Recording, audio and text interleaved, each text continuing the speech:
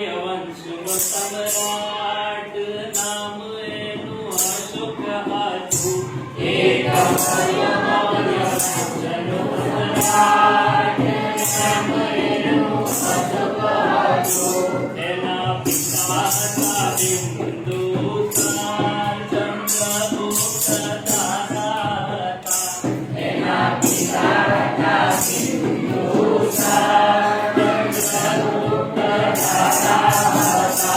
એનું શાસન હતું મગધરાજ નજીકમાં ચલિત હતું. એનું શાસન હતું મગધરાજ નજીકમાં ચલિત હતું. એક હતો મોય વંશનો સમ્રાટ નામ એનું અશોક હતું.